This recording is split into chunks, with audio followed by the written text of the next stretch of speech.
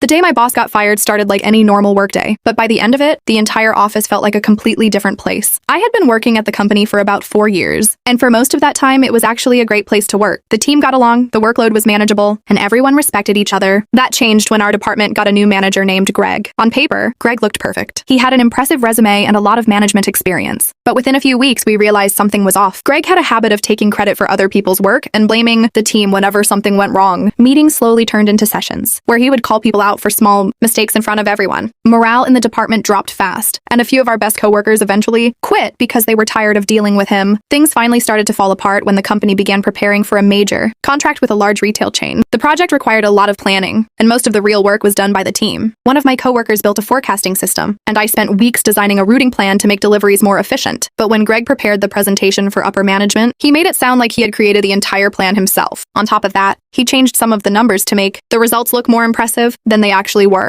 A few weeks later, the executives scheduled a progress meeting to review the project. During the meeting, one of the directors asked to see the actual data behind the projections. Greg hesitated and tried to explain the numbers himself, but the director insisted on hearing from the people who built the system. That's when my coworker and I were asked to step into the meeting and explain our models. Within minutes, it became clear that the numbers Greg had presented didn't match the real data. Later that afternoon, Greg returned to the office looking completely different from the confident manager we were used to seeing. About an hour later, HR and one of the company's senior directors walked into his office. The conversation didn't last long. Greg quietly packed a few items from his desk and left the building without saying a word to anyone. The entire office sat there in stunned silence for a moment before someone finally asked the question everyone was thinking. Did Greg just get fired? Over the next few days, we learned that the executives discovered he had been exaggerating results and taking credit for work that wasn't his. Once the truth came out, they decided to remove him immediately. What surprised me the most was how quickly the atmosphere in the office changed after he was gone. People started sharing ideas again, conversations became relaxed, and the team finally felt like a team again. Looking back, the day my boss got fired wasn't dramatic or loud. It was simply the moment when the truth finally caught up with someone who had spent too long pretending to be the reason for everyone else's hard work.